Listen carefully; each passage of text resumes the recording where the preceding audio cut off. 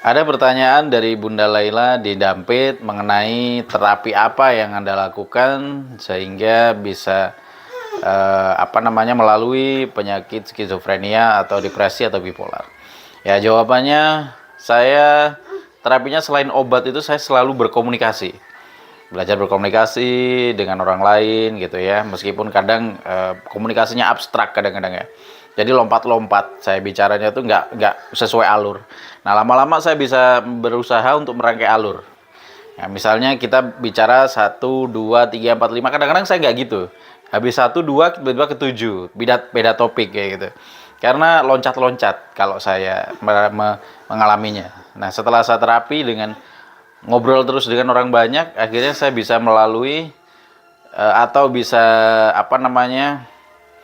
bisa berkomunikasi dengan runut sekarang. Udah mulai bicara dengan runut gitu. Nah, udah lama sih saya sebenarnya didiagnosis penyakit skizofrenia itu mulai tahun 2005 saat saya SMK. Sekarang berarti 2025 udah 20 tahun saya. Nah, sehingga tidak membutuhkan waktu yang singkat. Waktu di 2005 itu saya setelah ada kejadian saya dibully, itu saya sangat parah. Kemudian akhirnya saya masuk ke rumah sakit yang ada poli jiwanya ya. Kemudian setelah itu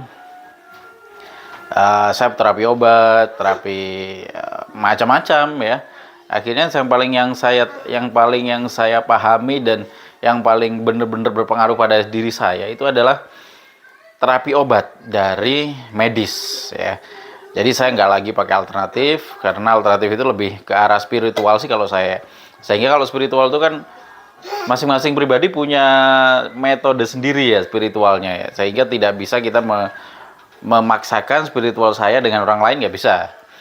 Ya, jalan spiritual orang masing-masing ya. Sehingga untuk menemukan Tuhannya bagaimana, dan kita harus bersandar kepada Tuhan kita. Kemudian kita harus bertawakal gitu ya.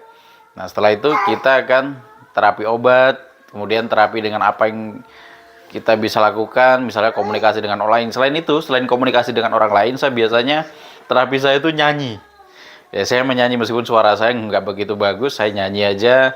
Di internet saya buat live, kemudian saya kadang di rumah nyanyi aja gitu ya.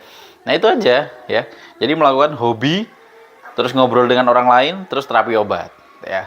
Lakukan itu terus menerus dan buat hati senang, buat hati moodnya nggak terlalu bawah, nggak terlalu atas juga gitu ya, sehingga kita bisa menikmati hidup kita ini meskipun dengan keterbatasan mental atau gangguan mental ya, tapi kita tetap bisa mengikuti alur hidup ya, sehingga nggak ya sepertinya nggak terpengaruh-pengaruh banget gitu loh. Di mata orang-orang kita akan dianggap orang biasa, umum pada umumnya gitu ya.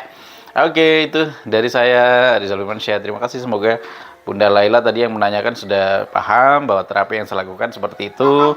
Selain terapi obat, terapi berbicara dengan orang lain, termasuk kepada anak saya ini, putra saya. Terus selain itu juga pada keluarga terdekat yang sangat mensupport saya. Terus kemudian nyanyi, sesuatu yang Anda sukai, hobi gitu. Oke, terima kasih buat semuanya. Saya Rizal Firmansyah, bye-bye.